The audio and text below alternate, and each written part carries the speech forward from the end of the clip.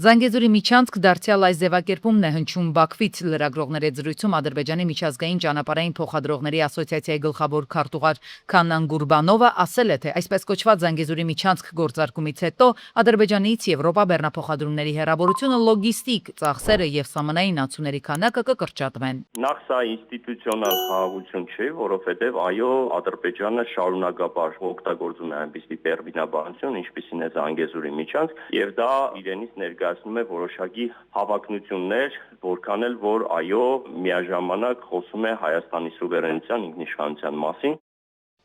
Իսրայելի կառավարության որոշումը հայոց ցեղասպանության պաշտոնական ճանաչման վերաբերյալ միաձայն հավանության էր արժանացել հունիսի վերջին, սակայն Քնեսեթում քվեարկությունն այդպես էլ չկայացավ կուլիսներում ծավալված քաղաքական ու դիվանագիտական պայքարի պատճառով։ Ինչպես գրում է իսրայելական Մաարիվ պարբերականը, ի հեճուկս այն գնահատականների, որոնց համաձայն գործընթացն արգելափակվել է վարչապետի աշխատակազմի անմիջական միջամտությամբ, այդ հարցում առանցքային դեր են խաղացել ուլտրաօրթոդոքս կուսակցությունները, որոնք Քնեսեթում գործի են անցել Ադրբեջանի ներկայացուցիչների դիմումներից հետո։ Դեռևս մինչև որոշման հաստատումը Բաքվում հստակ հասկացնել էին տվել, որ դեմ են այդ քայլին։ Ինչպես հայտնի է դարձել Մաարիվին, կառավարության նիստից առաջ հունիսի 26-ին հեռախոսազրույց է տեղի ունեցել Իսրայելի արտգործնախարար Գիդեոն Սաարի եւ նրա ադրբեջանցի գործընկեր Ջեյհուն Բայրամովի միջև։ Զրույցի ընթացքում Ադրբեջանի արտգործնախարարը հայտարարել է, որ Իսրայելի կողմից հայոց ցեղասպանության ճանաչումը կարող է վնասել Հայաստանի եւ Ադրբեջանի միջև բաց հարաբերություններին, ինչպես նաեւ խաթարել երկրների միջև հաշտեցման ջանքերը, որոնք նախագահ Դոնալդ Թրամփի գլխավորությամբ ԱՄՆ-ի առաջ մղվող խաղաղության ծրագրի մաս են։ Կենտրոնական ընտրական հանձնաժողովը նիստ է հրավիրել գրանցելու 9-րդ գումարման ազգային ժողովի падգամավորներին եւ նրանց հանձնելու մանդատները։ Օրակարգում է եղել նաեւ ինքնաբացարկ ներկայացրած падգամավորների թեկնածուների գրանցումը ուժը կորցրած ճանաչելու վերաբերյալ հարցերը։ Նոր խորհրդարանում քաղաքացիական պայմանագիրը կունենա 64 падգամավորական մանդատ, ուժեղ Հայաստան դաշինքը 29, 12 մանդատ էլ Հայաստան դաշինքը։ Այս տարվա հունիսի 1-ից հուլիսի 19-ը Հայաստանից արտահանվել է 7654 տոննա ծիրան, ավելի քան 380 մեծ բեռնատար, գրել է էկոնոմիկայի նախարար Գևորգ Պապոյանը։ Արտահանման աշխարհագրությունը շատ լայն է, բայց Իսպանիա արտահանում չունենք նաև Պորտուգալիա արտահանում, նշել է նախարարը։ Հեծը ընթացիկ տարվա առաջին կիսամյակի ընթացքում պետական բյուջե է վճարել մոտ 12.6 միլիարդ դրամի հարկեր եւ տուրքեր, ինչն անցյալ տարվա նույն ժամանակաշրջանում կատարված վճարումներից ավելի է մոտ 62%-ով։ Այս մասին հայտնել է Հեծ ժամանակավոր կառավարիչ Ռոմանոս Պետրոսյանը։ Անցյալ տարվա նույն շրջանում մինչև ՀՑԿՀ կողմից Հեծի նկատմամբ վարչական վարույթի հարուցումը պետական բյուջե վճարումների հանրագումարը կազմել է մոտ 7-8 միլիարդ դրամ։ Հակակոռուպցիոն դատարանի որոշմամբ գլխավոր դատախազության միջնորդության հիման վրա Արարատ ցեմենտը հանձնվել է Հայաստանի կառավարմանը, իդեմս էկոնոմիկայի նախարարության։ Այս մասին հայտարարել է Գևորգ Պապոյանը։ Նա վստահեցրել է, որ հուլիս ամսվա ընթացքում սահմանված կարգով կնշանակվի Արարատ ցեմենտի կառավարիչը, մինչև այդ հորդորել է աշխատակիցներին աշխատել բարեխղճորեն։ Բարգավաճ Հայաստանի առաջնորդ Գագիկ Ծառուկյանին ոստիկանների ուղեկցությամբ տարել են քննչական կոմիտե լրացուցիչ արձաքննության, թե որ գործի հետ կապված առայժմ հայտնի չէ։ Փաստաբան Երեմ Սարգսյանը հայտնել է, որ դատախազությունը դադարեցրել է Ծառուկյանին առաջադրված առանձնապես խոշոր չափերով հարկերից խուսափելու մեղադրանքը, փաստաբանի խոսքով ապօրինի լինելու հիմքով։ Ջրային կոմիտեն մտադիր է նախաձեռնել անկախ տեխնիկական աուդիտ գնահատելու համար Veolia ջրի աշխատանքի որակը։ Քննությանն են առնվելու նաև մատակարարվող ջրի անվտանգությունն ու ջրամատակարարման շարունակականությունը։ Դրանից բացի ստուգվելու են չհաշվառվող ջրի ծավալները եւ պայմանագրային պարտավորությունների կատարումը։ Աուդիտի արդյունքները կարող են ոչ միայն ցույց տալ համակարգում առկա խնդիրները, այլև Veolia ջրի նկատմամբ նախատեսված պատասխանատվության եւ տույժերի կիրառման հիմք դառնալ։ Նշենք, որ վերջին օրերին Բյուրեղավանում տասնյակ մարդիկ են դիմել բուժ հաստատություններ աղիքային վարակի ախտանշաններով։ Հիվանդությունների կանխարգելման եւ վերահսկման ազգային կենտրոնի ներկայացուցիչներն էլ խմելու ջրի նմուշառում են կատարել քաղաքում, որոնց պատասխանները դեռ հայտնի չեն։ Եթե հույսը դնել միայն նույն կառույցի վրա, որը ինքը իրեն վերահսկում է, դա մի քիչ մեղմ ասած ճիշտ չի։ Փորձակնությունը իրականացնելիս ստուգվի, տեսնել արդյոք համապատասխանում է իրականությունը այդ բողոքները, թե ուղղակի մարդիկ անհանգում ինչ-ինչ պատճառներով խնդիրներն բողոքում են։ Արդյոք Veolia-ն թերանում է, թե ուղղակի իրոք խնդիրներ կան, որ չլուծվող կամ շատ դժվար լուծվող, որոնք մեծ ծախսերի հետ են կապված։ Ձկնաբույծները բողոքի ակցիա են իրականացրել կառավարության մոտ պահանջելով հանդիպում փոխվարչապետի հետ։ Ասում են էկոնոմիկայի նախարարի հետ հանդիպում արդեն ունեցել են, իրենց հարցերի պատասխանը չեն ստացել։ Նրանց խոսքով տնտեսություններում շուրջ 15,000 տոննա կենդանի ձուկ կա, որը միանգամից եվրոպական շուկայում սպառելն անիրատեսական է։ Դրան ավելացրած նաև սառնարաններում արկա այն ձուկը, որը Ռուսաստանի սահմանից հետ է վերադարձվել Հայաստան։ Ելակետային տվյալ համարվում է 1 կիլոգրամ կերի արժեքը, այսինքն եվրոպական համայնքը ելակետային տվյալ ձուկ արտադրողը վերցնում է 400 դրամ, հայ արտադրողը վերցնում է 800 դրամ։ Ես անցյալ շաբաթ մի արտահայտություն արեցի, խոսքը վերաբերում էր այդ ինչ ֆոկուս պետք է անենք, որ մենք այդ հարաբերակցությունով անցնենք այդ բարիերը։ Երկրորդը, հետո հետաքրքրացնենք եվրոպական համայնքին։ Քանու իրանք ռոսելն ազորում ներկայացրել է, որ Հայաստանի ձկնամթերքը ոչ որակյալ է եւ ինչ-որ բաներ են գտել, ժամանակավոր ստուգում են անում։ Եկել են ստուգում են արել 4 տնտեսությունների պետք է մտնեն, բայց երկուսի մոտ են արել, երկուսի մոտ էլ դրական եզրակացությունով գնացել են։ Հետո իրանց որոշել են, որ փակել են։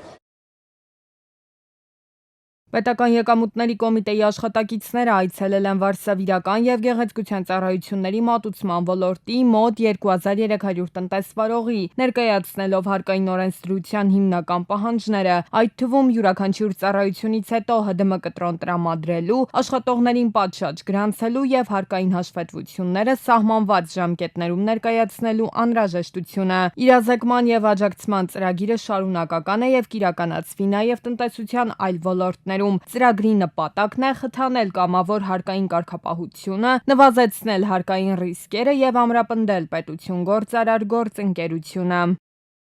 6.7 միլիոն դրամի համակարգչային հափշտակություն կատարած անձի մասով քրեական վարույթի նախաքննությունն ավարտվել է։ Փաստական տվյալներ են ձեռք բերվել, որ ԽՄԷ-ն իմանալով ընկերության հավելվածի տեխնիկական թերության մասին 2024-ի մարտի 30-ից ապրիլի 8-ն ընկած հատվածում իր անվամբ բացված բանկային հաշվից ապօրինի մուտքագրել է գոյություն չունեցող գումարների փոխանցման տվյալներ, ինչի արդյունքում համակարգը սխալմամբ գեներացրել է առանձնապես խոշոր չափի գումար՝ 6.714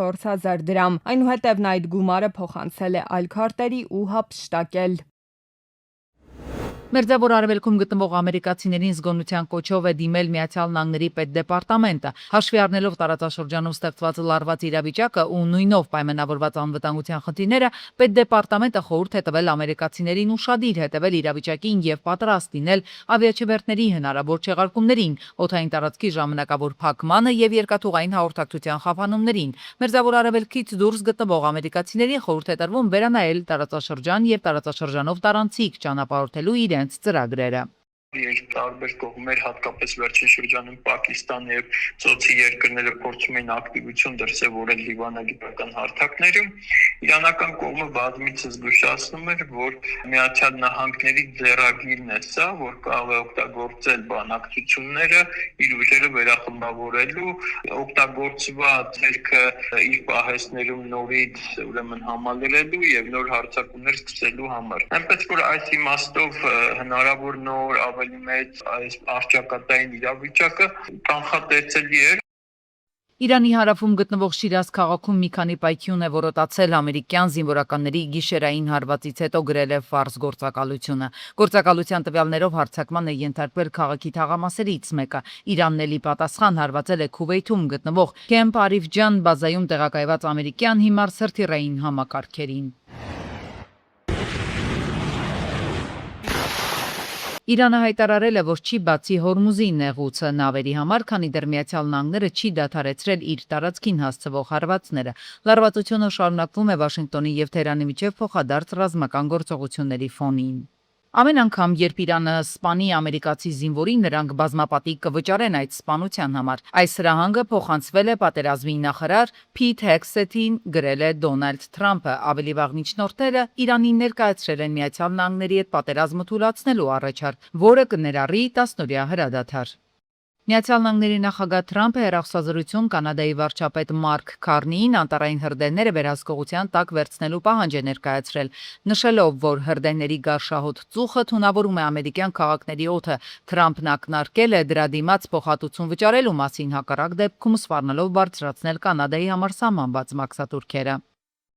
Թերանում Իրանի հատուկ ծառայությունների կողմից Ֆրանսիայի դեսպանատան երկու աշխատակիցների ձերբակալման միջադեպը անհետևանք չի մնա։ Դրա մասին հայտարարել է Ֆրանսիայի արտգործնախարար Ժան-Նոել Բարոն։ Պաշտոնական հայտարարության մեջ Բարոնը ընդգծել է, որ դիվանագիտական առաքելության երկու աշխատակիցները Կիրակի երեկոյան դարձել են վախեցման ծայրահեղ լուրջ գործողության զոհ, տեղի ունեցածը որակելով որպես դիվանագիտական անձեռնմխելիության կոպիտ խախտում։ Միացյալ Թագավորության վարչապետի պաշտոնը ստանձնել է մեծ Մանչեստրի նախկին քաղաքապետ Լեյբորիստական կուսակցության 56-ամյա առաջնորդ Էնդրի Բըրնհեմը։ Վարչապետի պաշտոնը զբաղեցնելուց հետո Բըրնհեմը խոստացել է իրականացնել 10-ամյա ծրագիր, որը կլուծի Միացյալ Թագավորության առաջընթացին խոչընդոտող հիմնարար խնդիրները։ Մեծ Բրիտանիայի թագավոր Չարլզ III-ը հաստատել է վարչապետ Էնդի Բըրնհեմի ներկայացրած կառավարության առաջին կազմը։ Պաշտոնը ստանձնելու կապակցությամբ Մեծ Բրիտանիայի նորընտիր վարչապետին շնորհավորել է նաև Նիկոլ Փաշինյանը։ Հորդարատ անձրևը հեղեղել է Թբիլիսիի մի քանի փողոցներ, ինչի պատճառով քաղաքում տրանսպորտի երթևեկությունը դժվարացել է, հայտնել են հանրային ծառայությունները։ Հեղեղվել է այդ թվում հայտնի Հավլաբարի շրջանը, դժվարանցանելի է դարձել արդարադատության տանհարակից, փողոցը երկրում վտանգի միջին մակարդակ է։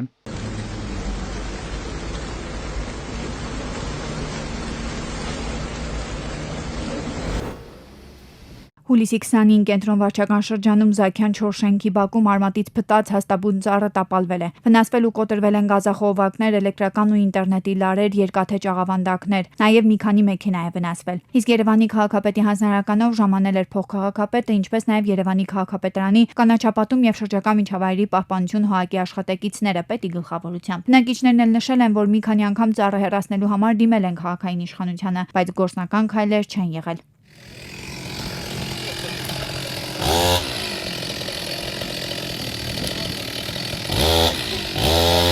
Երջանիկ պատահականություն է, որ այդ պահին այստեղով քաղաքացիներ կամ այլ ավտոմեքենաներ չեն անցել, վնասվել են նաև գազախողովակները, երկաթե ճաղավանդակը, միայն օպերատիվորեն արձագանքել են դեպքին Գազպրոմ Արմենիա, Տրանսգազ, Երևանի ԳԳՄ-ի աշխատակիցներն ու ներքին գործերի նախարարության փրկարար ծառայության Երևանի հրշեջ փրկարարական ջոկատներից մեկի փրկարարները։ Քիչ առաջ ժամանել են նաև բարեկային ծառայության Երևան քաղաքի գնդի գումարտակներից մեկի բարեկերը, բայց այստեղ Գազպրոմն արդեն իր աշխատանքը բավականին օպերատիվ կատարել է։ Ողջ գիշեր ու նաև առավոտ Գազպրոմ Արմենիա, Տրանսգազ եւ Երևանի ԳԳՄ-ի աշխատակիցները կոտրված ու վնասված գազախողովակներն ու դրանց սյուներն են վերականգնել։ Իսկ կանաչապատում եւ շրջակա միջավայրի ՀԱԿ-ի աշխատակիցները հեռացրել են նաև տապալման եզրին կանգնած ծառերը։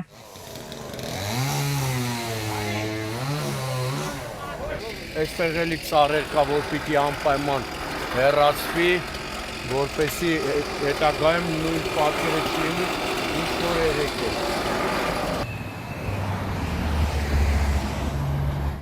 Հուլիսի 20-ին Երևան-Սևանի-Ջևան ճանապարհին 30-ամյա Լևոնը Նիսան Տիդայով դուրս է եկել երթևեկելի գոտուց, բախվել կամրջի երկաթբետոնե պատնեշներին, վարորդն ու 49-ամյա ուղևորը վնասվածքներով տեղափոխվել են Քանաքեր Զեյթուն բժշկական կենտրոն։ Օպերատիվորեն ժամանել են փրկարարության Կոտայքի մարզային փրկարարական վարչության, Աբովյանի հրշեջ փրկարարական ջոկատի փրկարարները, ոստիկանության բարեկային ծառայության Կոտայքի մարզի գումարտակի 2-րդ վաշտի առաջին դասակի բարեկները։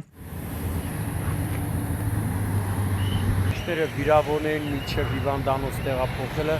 տեղում առաջին բուժօգնություն են ցուցաբերել։ Եվ Էջմիածին քաղաքում Կամոյի փողոցը վերածվել է մետաղե ջարդոն հիշեցնող մեքենաների հավաքատեղի։ Մինչդեռ օրեր առաջ էր կառավարության ղեկավարը հանձնարարել, որ բացառվեն նմանատիպ պատկերները։ Ի դեպ նման վիճակ է նաև Արագածոտնի մարզի ընդհանուր իրավասության դատարանի աշտարակի նստավայրի դիմաց։ Պատասխանատուները գործնական քայլեր պետք է ձեռնարկեն։ Օր առաջ հեռացնեին երկաթի վերածված մեքենաները։ Պետք է արդեն թողում են պատասխանատուների ուղեղին, բայց որ օր առաջ պիտի այս տհաճ շատ վատ տեսարանը վերանա, դա ակնհայտ է։ Նամանավանդ ասում եմ, հատուկ հիշեցնեմ Արմավիրի մարզպետին, վաղ շաբաթ խոշոր ասած համայնքի ղեկավարին,